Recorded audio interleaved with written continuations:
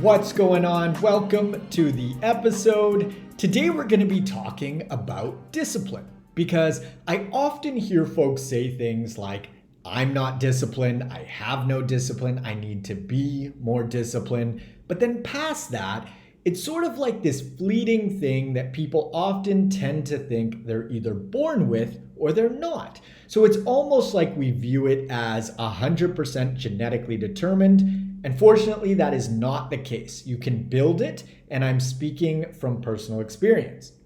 I would consider myself to be very disciplined today, but it hasn't always been that way. So we're going to make this discipline concept really concrete, really clear, and actionable so you know exactly what to do in order to build it into your life if it's something that you're interested in cultivating. So first of all, what is discipline or self-discipline? It's basically just a different word for consistency, right? Because when we say, oh, she is so disciplined, we're referring to essentially showing up over and over. So for example, she's so disciplined with her diet. That just means she consistently eats well.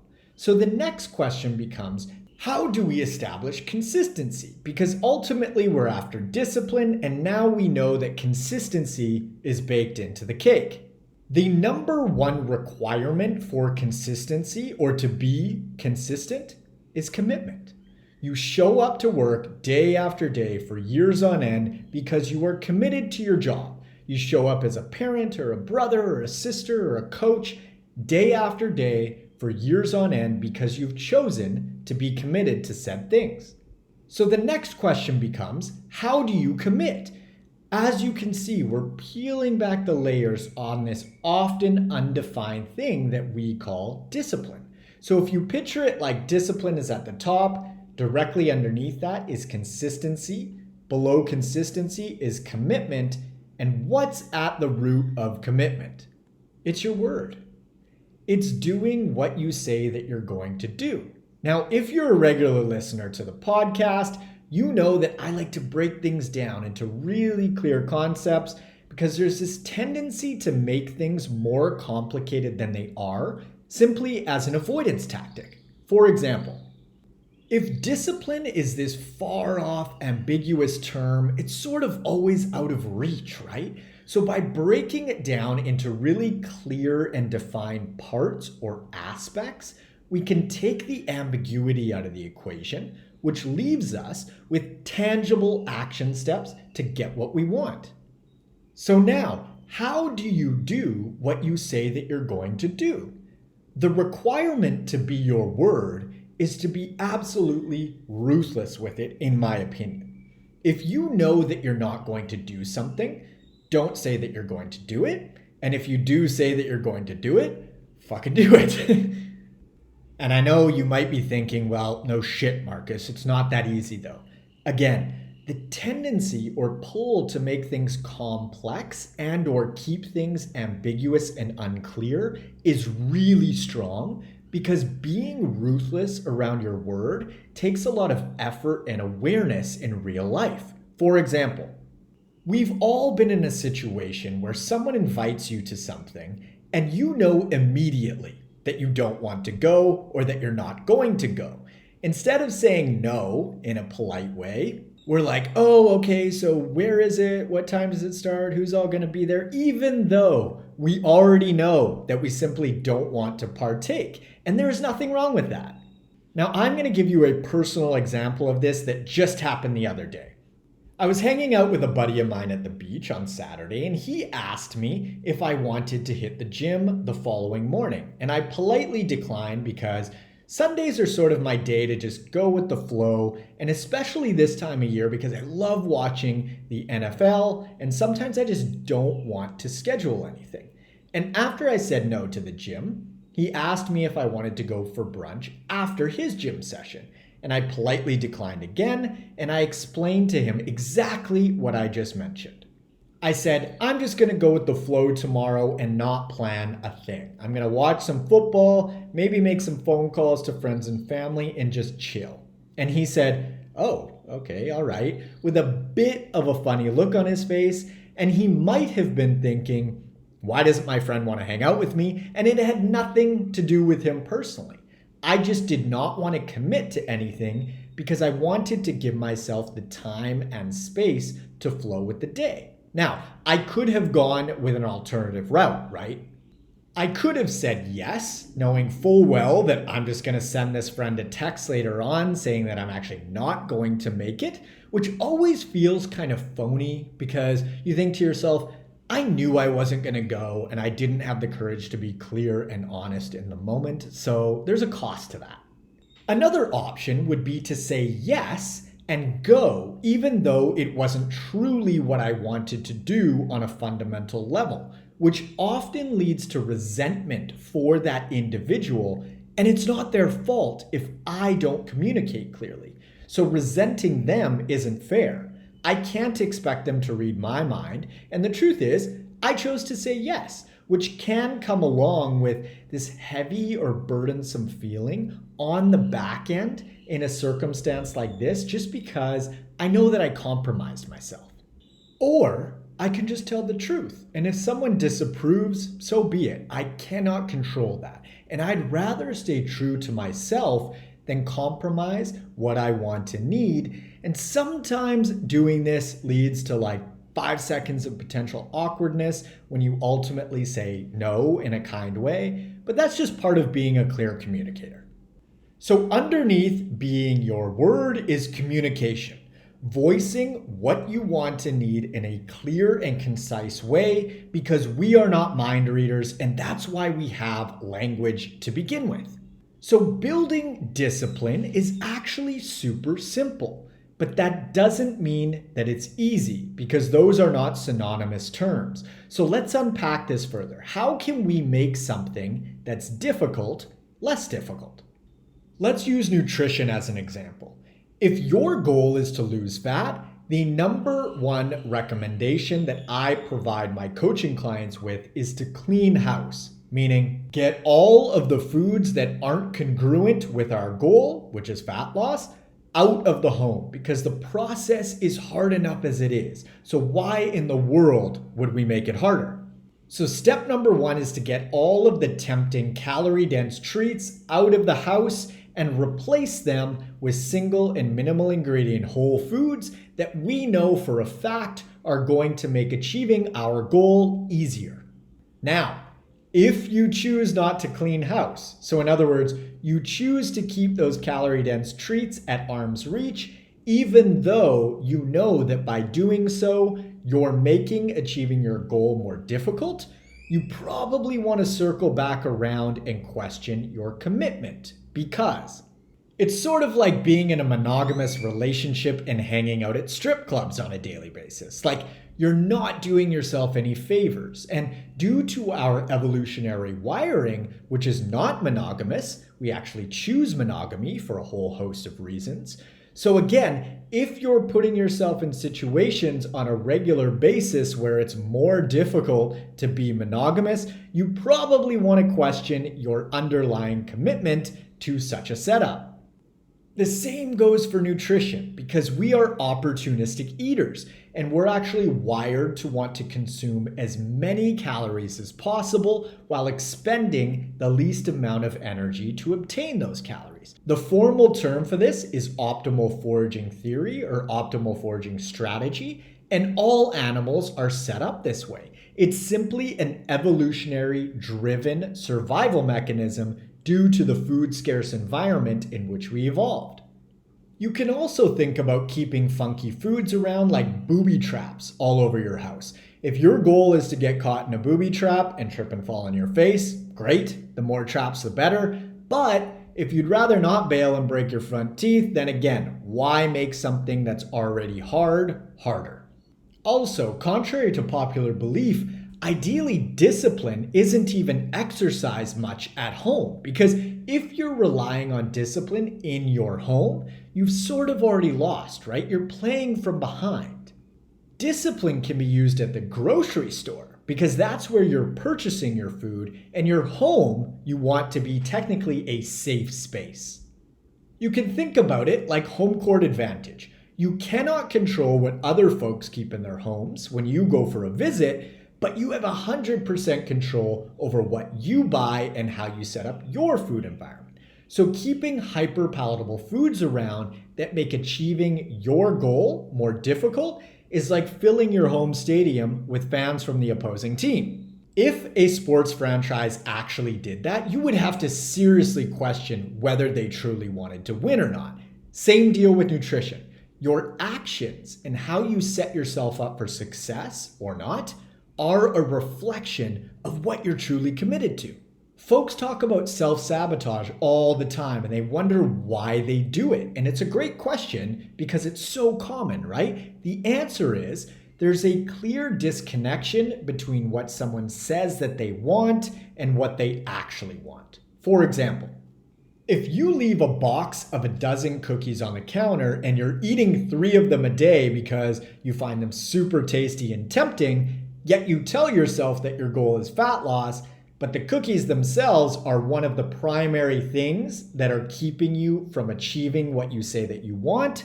So in other words, you know that you're having a really hard time skipping the cookies that are staring you in the face every day, but you continue to buy them.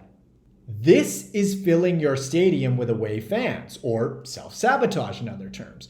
Your word and your actions aren't lining up. And by the way, there isn't anything inherently wrong with this, other than the fact that you're not being your word, because if you were just honest with yourself and you were like, cookies are more of a priority than fat loss, I love them and enjoy them, and I want to have them around, that's a beautiful thing. Cookies are delicious. I love them too. And that's awesome because you're shooting straight with yourself. On the other hand, if you're like, oh no, Marcus, but I should be able to resist the cookies. Why am I so weak? You're not weak. Evolution is just strong. So it's not a matter of if you're going to dip into the cookies, it's when. And the sooner you can accept our evolutionary makeup, the sooner you get results. The trouble shows up when, like I mentioned, your actions aren't matching up with your word. And that's when we want to circle back to what our commitment is. And if you're unsure what you're committed to, your actions are already showing you. For example, your body composition right now, today, listening to this podcast in this moment, is a perfect reflection of your eating and movement habits over the course of your lifetime.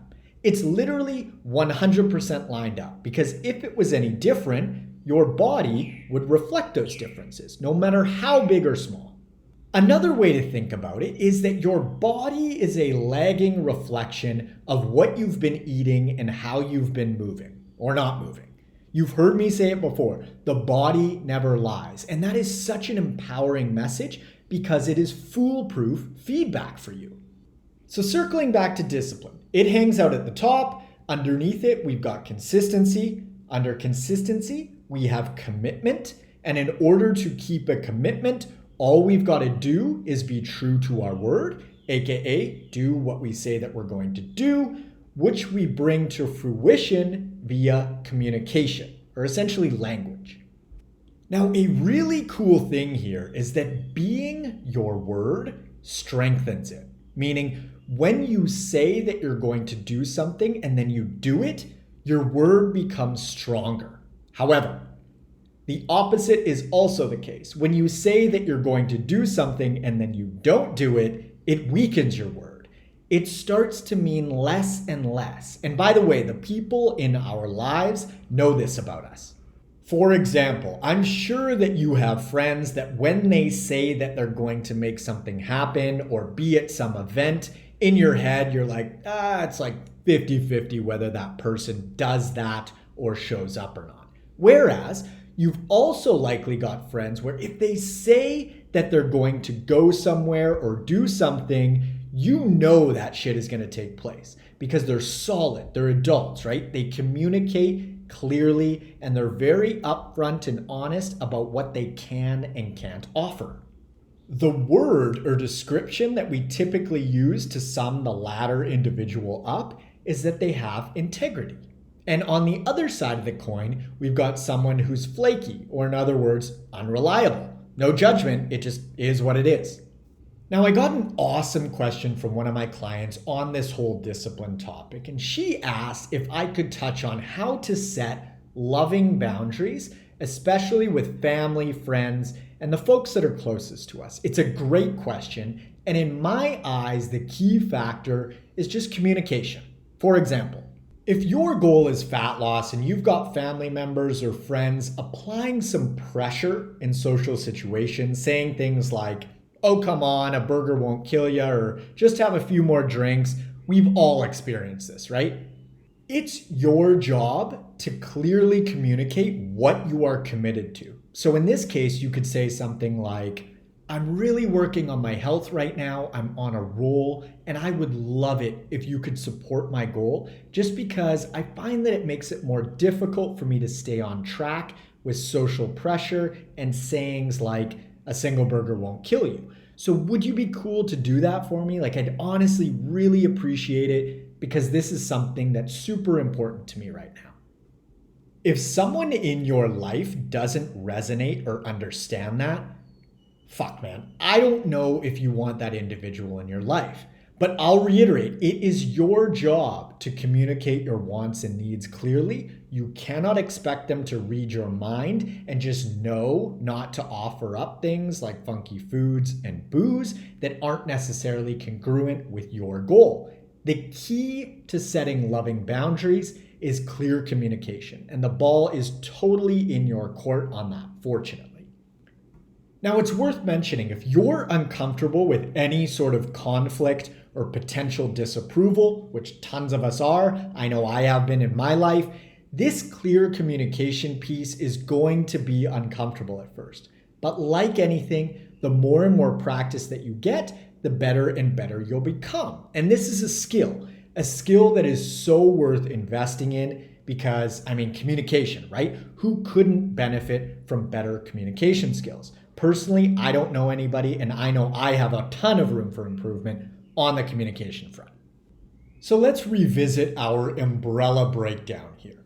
Discipline is at the top, then we've got consistency, followed by commitment, your word, and lastly, communication. So in a single sentence, this episode could be summed up to be: discipline is made up of consistently following your commitment to your word and being clear about it.